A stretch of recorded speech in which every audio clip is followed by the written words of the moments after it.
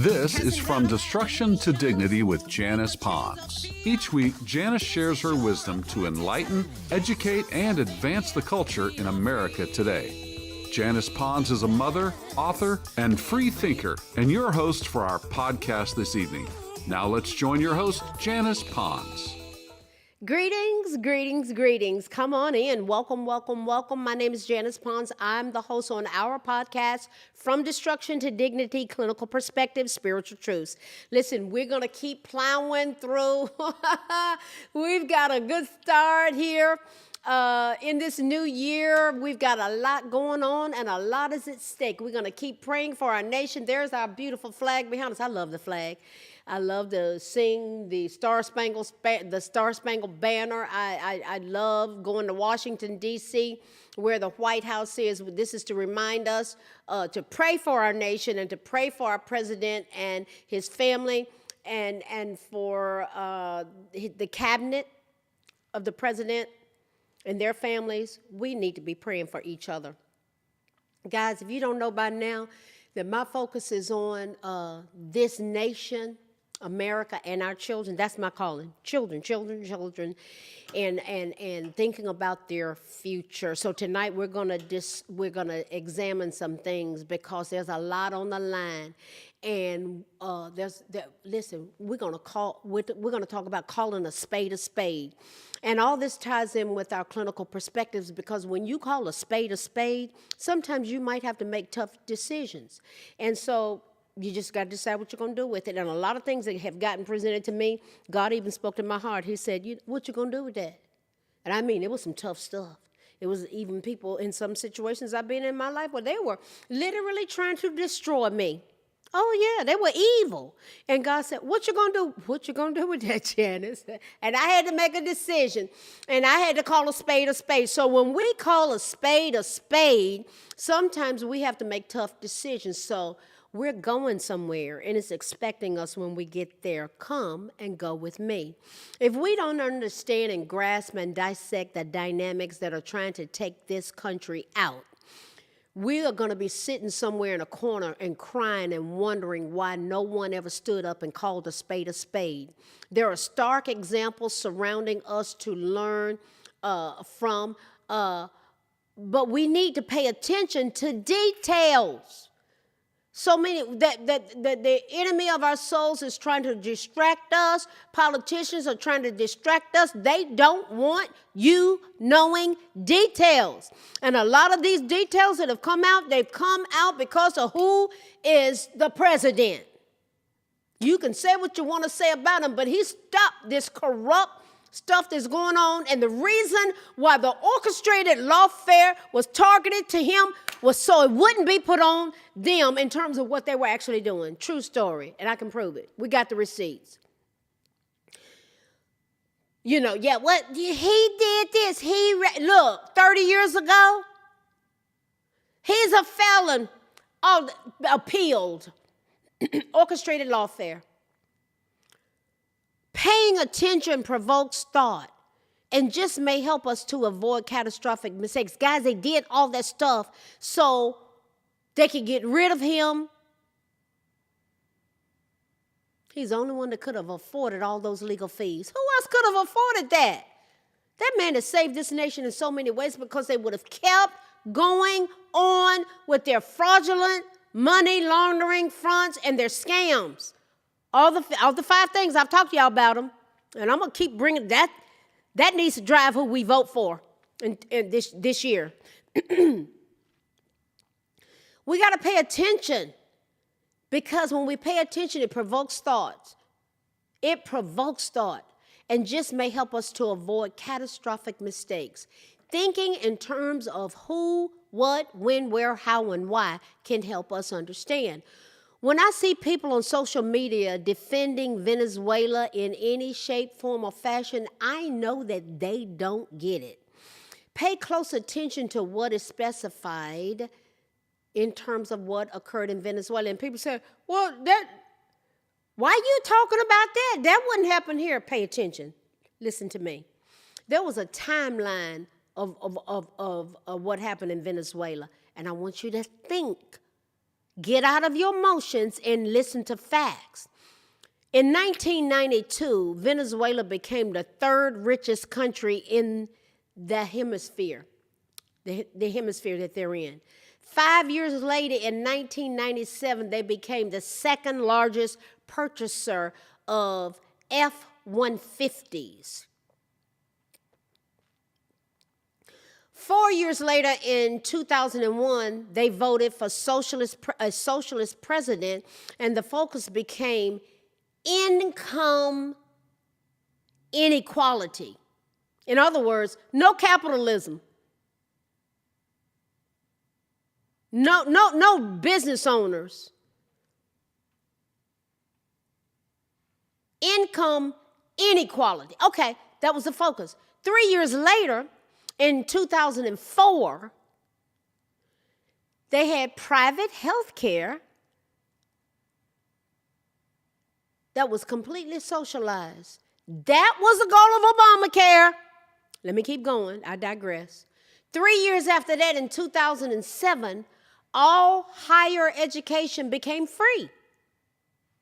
2 years later, in 2009, Venezuela became the place where socialists banned private ownership of guns. 3 years later, in 2012, Bernie Sanders, he was praising their American dream. Oh, Bernie. 2 years later, in 2014, anybody that opposed them, any opposition leaders, were put in prison. All of a sudden, we started seeing on the news that they had food and healthcare shortages that were widespread. Remember how they were talking about how much a roll of toilet paper cost? It was nuts. It was $7, $10 and stuff. But there were just shortages galore. And eventually, their constitution and their elections were suspended. In 2019, unarmed citizens were massacred by their own government. It only took one generation of progressive leadership to plunge that country into civil war. And then we ended up paroling people out of Venezuelan prisons and bringing them here as illegal immigrants. But we called them something else. We paroled them out of Cuba, Haiti, Nicaragua, and Venezuela. That was part of that mess that was going on in 2023 when we had 14 million people to come in here, the Obama-Biden-Harris cabal. The Obama-Biden-Harris cabal had us on this same type of trajectory that I just laid out, guys. My precious fellow Americans, my brothers and sisters, that's the bona fide truth. That may be rough for some of you to grasp, but the receipts clearly lay out that this is what has occurred in our nation. This is exactly what occurred in our nation. There are those in our nation, particularly leadership, and particularly the leadership in the Democratic Party, that has the same plan in their mindset for our country. That's what was going on with all those 5 different major areas that I've been talking about for weeks, where the fraudulent scams were going on. There are those that have a goal for us to be a socialist, Marxist nation with the same trajectory where we have socialized medicine, socialized health care, free education for everybody. These things can't be sustained. It won't work. It hasn't worked. It won't work. You can't have entrepreneurship. They want to get rid of capitalism. The people in the squad went to a foreign land, to that Pan-American Congress, and said that capitalism was a virus. And they are Congress people on Capitol Hill in the United States. And they're over there in a foreign land talking about capitalism as a virus. Let that marinate. What the Somalians have been doing in Minnesota is a stark example of what can happen when people are allowed to run roughshod in our nation. The result is sheer destruction, fraud, corruption, and chaos. What are we supposed to do? Just act like it's not going on? Guys, it is what it is. This is why we need strong leadership with backbone that will call a spade on behalf of America and our citizens. We have to put our foot down with much resolve regarding the agendas that specific people have to take over, manipulate, control, and ruin this nation. And that's exactly what was going on. Remember that example with Venezuela. Their timeline shows exactly what led to them going into the abyss. 1992, they were the third richest country in the hemisphere. 1997, they became the second largest purchaser of F-150s. 2001, they voted for a socialist president. That's what Kamala would have been. That's what Obama was. Voted for, and that's what Biden was. And then you got Trump. He's all about capitalism. He's all about setting it up for our children to be successful. My God. 2001, Venezuela voted for a socialist president, all driven by income inequality. In 2004, they had private health care. It was completely socialized. In 2007, higher education was free. Oh, everything's free. Free health care, free education. Nobody has to pay for anything. 2009, socialists banned private ownership of guns. No Second Amendment rights whatsoever. No constitutional right. That's our Second Amendment constitutional right. And in 2012, what did we have? Old Bernie, he was praising them. And in 2014, anybody that opposed what was going on was in prison. And then all of a sudden, they got shortages of health care. You got to pay these people to provide health care. Well, you ain't got no. It's a setup from the word go. Food shortages, health care shortages, Constitution and elections ended up being suspended. People were taken out by their own government. Guys, there's something called the handwriting being on the wall. Now, consider what Hitler did through his minister of propaganda, Joseph Goebbels. When I was at the Holocaust Museum in Washington, D.C., and if anybody's ever been there, you know what it's like, how you go up in the elevator and you get off the elevator and you're walking right there in the midst of the exhibits and you're stopped in your tracks about the reality of what went on. And one of the exhibits there that always gets my attention, and I captured that exhibit, and it was called Tools of Persuasion. It's on display in the Holocaust Museum in Washington, D.C. And I want to use that to frame what we're saying tonight. Nazi propaganda drew its power, and this is what that display about Tools of Persuasion at the Holocaust Museum in Washington, D.C. talked about. Nazi propaganda drew its power from the government's absolute control over the flow of information. All news media were censored by Joseph Goebbels' propaganda ministry head. Freedom of speech was ruthlessly suppressed. Beginning on September 1st of 1939, Germans who listened to uncensored information. See, everything was censored. Everything was controlled. But starting in 1939, September 1st, any German who listened to uncensored information on foreign radio broadcasts risked severe punishment. They had endless rallies, parades, speeches, rituals, and sham elections. What for? They were tools of public persuasion. Every year, Germans were expected to participate in hundreds of Nazi events, orchestrated parades, orchestrated events. Such ceremonies reinforce an ideology, protest. But They were gathering. They were forced to gather to be among the faithful and help to weed out the disobedient. If you didn't show up, you were disobedient. Joseph Goebbels also exploited the latest techniques of film and radio. He used movies. He used radio. He used the media to do what? To communicate Nazi achievements. And the government made inexpensive radios called people receivers, and people were glued to them. And they were available in every German household. For what reason? To program them, to control them, to manipulate them. Do we have anything like that going on in America? This is exactly why we need to turn the mainstream media off. I turned it off 6 years ago. I did. God told me, turn it off. They're lying. So why am I going to listen to somebody that's lying? I said, they're lying. That's not true. That is not true what they're saying. So I stopped looking at it. All of them. All. A-double-L. Oh, yeah.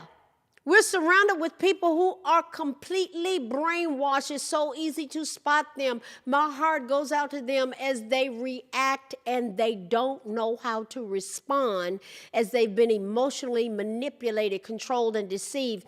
It's going to heat up this year, guys. Pay attention. It's going to heat up. The Democratic Party has been fully exposed regarding what they've done to us, from all of the facts that have come out regarding the Obama, Biden, Harris cabals, actions related to the stimulus package, Obamacare, COVID-19, USAID NGOs, and illegal immigration. The picture could not be more clear. It's glaring, it's loud, it's very loud. Do you see it? We are just at a point where people have to decide if they're going to call a spade, forsake their allegiance to agendas that want to destroy this nation, and have these agendas that have targeted our children with specificity, with diabolical agendas that we were paying for. We were paying for all this. We were paying for them as kindergartners to be taught how to pleasure their bodies, and part of the curriculum said, well, there's no such thing as doing it too much in one day. Kindergartners. Man, I worked as a teacher. I worked as a school psychologist. I worked as a licensed clinician with these little ones. I couldn't believe what I was finding out that they had done to our children. And that was under our taxpayer dollars. And parents found out, and they were livid. And when they showed up at these school board meetings, what they do? They started saying, they're domestic terrorists. You see? Guys, that's a lot on the line. Wake up. Call a spade a spade. This takes us into our clinical perspective, making tough decisions. Oh, yeah, we got some tough decisions to make, but the picture couldn't be more clear to me. Tough decisions challenge our emotions because they involve uncertainty, high stakes, and the fear of loss or regret, forcing us to confront difficult feelings like anxiety, sadness, guilt, often pitting our core values against each other and highlighting maybe even a lack of control, which triggers our brain's stress response, and it leads to overthinking or a paralysis as we try to avoid emotional pain. Emotional and psychological factors are involved with tough decisions. There's a fear of negative outcomes a lot of times. What happens there? We dread disappointment or regret or making the wrong choice, leading to avoidance and rumination. Another dynamic is value conflicts. We have values, and so there's a conflict there. Value conflicts may be involved with making tough decisions. Oh yeah, and that led to my political choices. I had values. I had values of faith, values as a believer, values as a Christian, and I was like, why am I voting over here for this? And that doesn't even line up with my faith.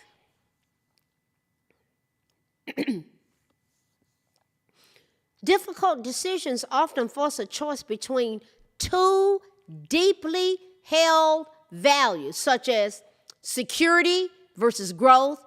And these kinds of things can produce internal conflict. Some examples of the conflict may be loss and grief.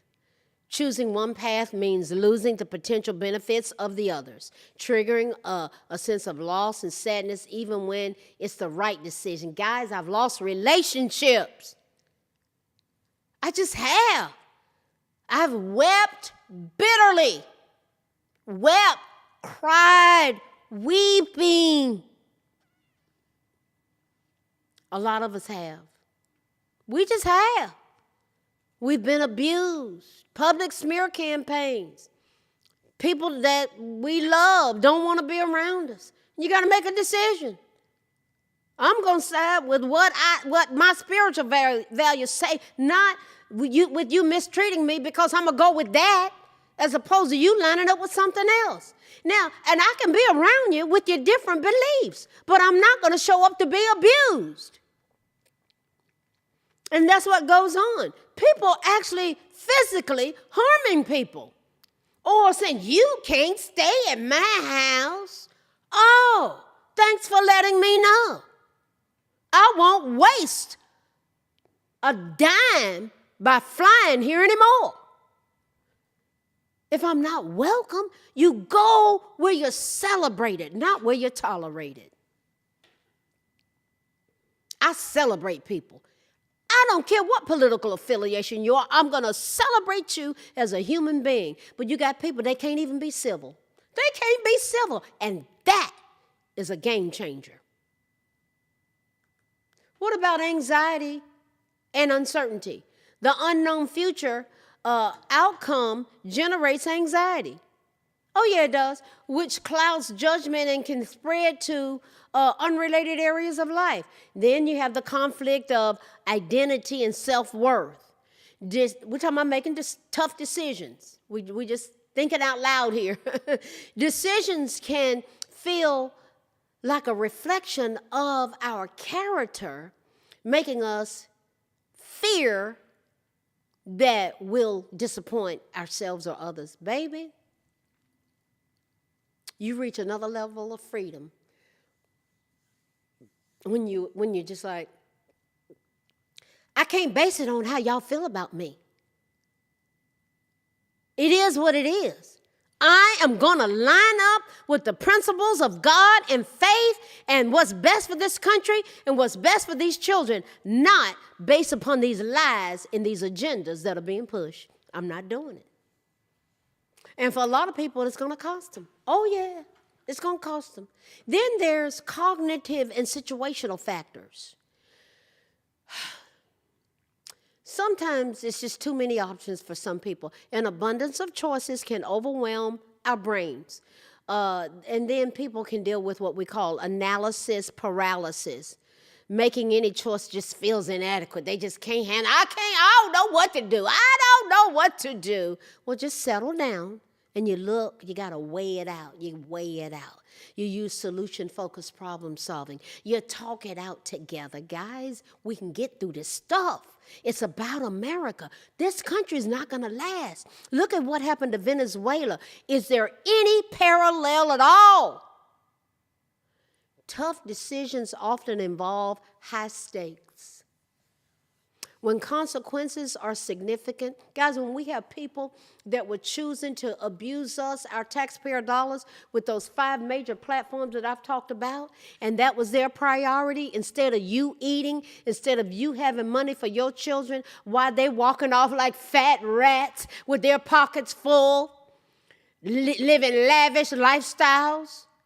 You see how we were abused? President Donald John Trump shut it down. And you know the difference in him and them? He wants us to share in the piece of the pie. That's the difference. People say, well, he a part of it too. No, he's not. He's different than the rest of them. You know why? Because he's doing the Trump accounts. He's setting it up that our children can be prosperous. He's setting it up. We had the opportunity zones. He's setting it. He got people out of prison through First Step Back and second chance hiring. 92% of them were black men. And when the Obama-Biden-Harris cabal got back in there in 2020, 2021, they shut it down. You getting it? Share this with people. Hopefully it opens up their eyes. We got some serious decisions to make here. And is it with Trump? No, he's not just like him. If Trump had his way, all of us would be millionaires. He's setting these kids up to be successful, that when they turn 18 years old, they will have that money in there where they can pay for their education, use that money to be an entrepreneur, or use that money to put a down payment on a house at 18 years old through those Trump accounts. And I was talking to a black pastor. He was like, well, we already. I was talking about, well, you're going to pursue that with your men in your church? Well, we already got a foundation that come on, dude. Come on, sir. You going to leave that money on the table? And then Michael and Susan Dale with Dell Technologies, they came back behind and said, listen, every child, they were just going to do it in Texas, but they said every child that's in the nation, they spread it out to the nation, that's 10 and under, we're going to give them $250 for a savings account. And that's going to go, it's like an IRA. It is building interest. Guys, my Roth IRA right now is yielding 14%. I started that thing late. Just said, my son got it for me. Mom, here's $500 before I go in the military. I just want you to ask. I just pay just a certain amount, a small amount a month. I think I put about $8,000 in there. Right now, that thing is up to $15,000. Just putting the same amount every month. It's yielding 14% in 2025, where the average was 7%. And that's going to be going on for our babies? That's Donald Trump's thinking. And that money will be in there, and by the time they're 18, they can put a down payment on the house, put it on their education, or start a business. And then it just keeps building. By the time they 25, 35, do you see what I'm talking about? And so I've just been involved in this Roth IRA for 7 years. And I've put about $8,000 in it. Wow, suppose I started early.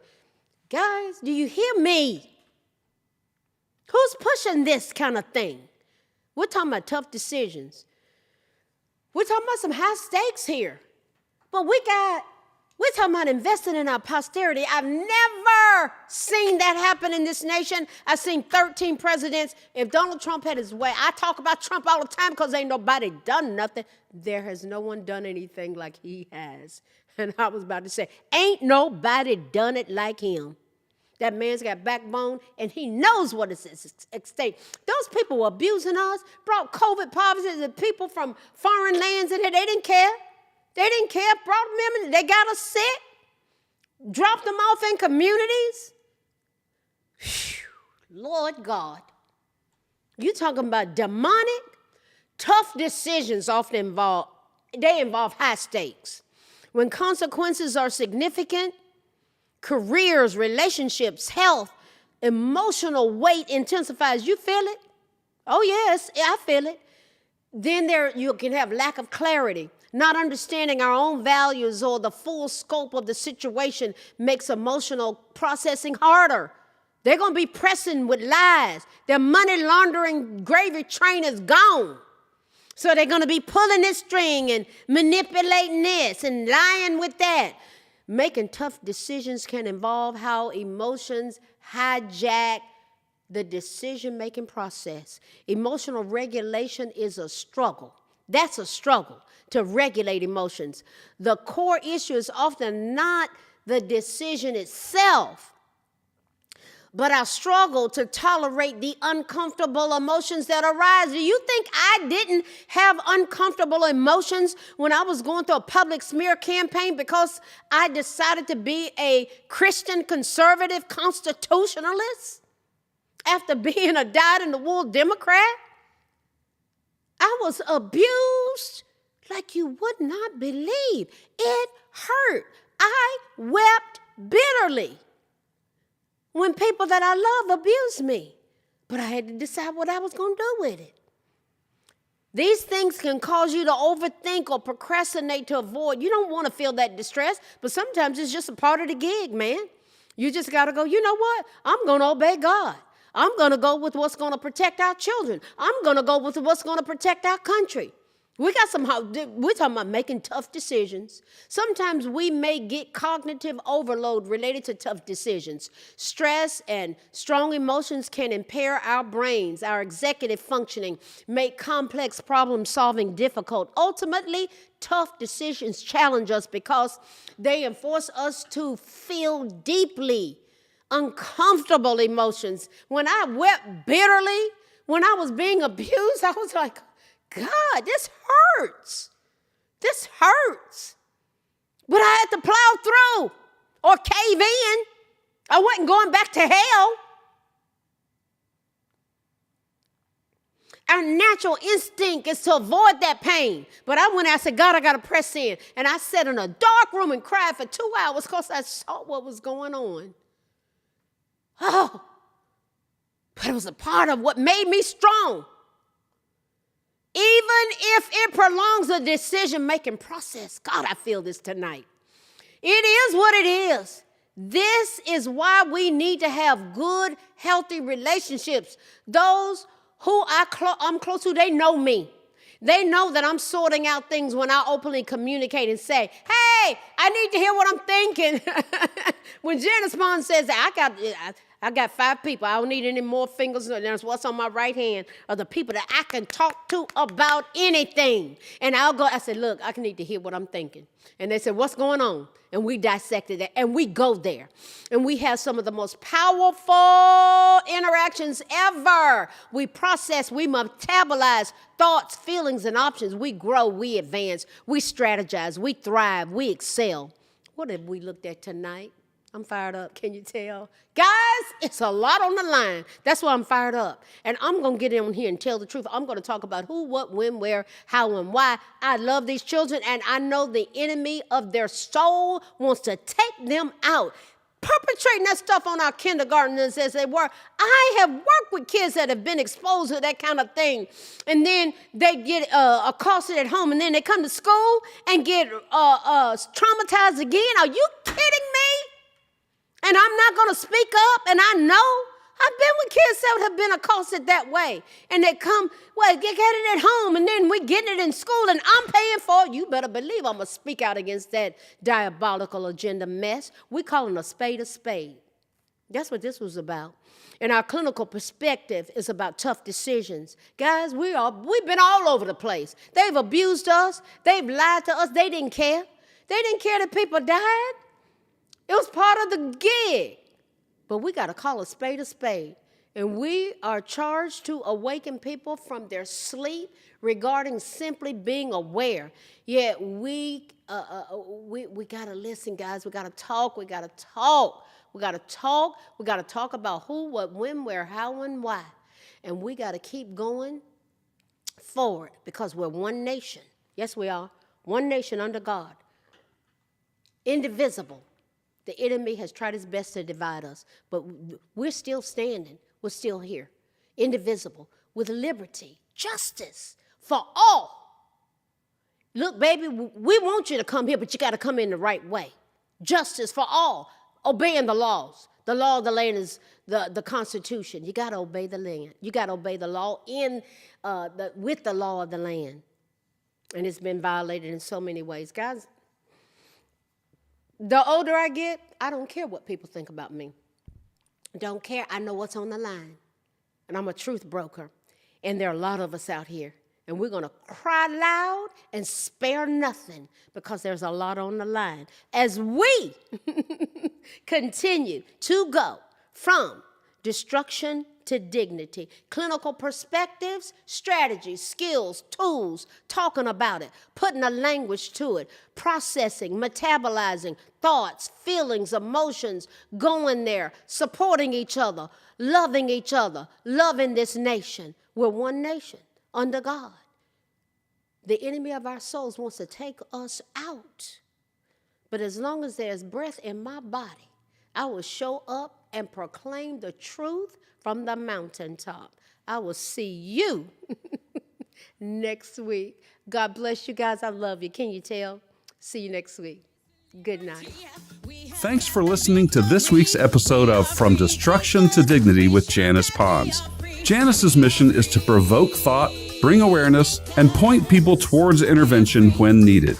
As a reminder, this show is not therapy, but for educational purposes only. For more information, check out JanicePons.com or follow her on social media. We are one power, strength is ours, liberty, been set free, education, affirmation, dedication, information, revelation.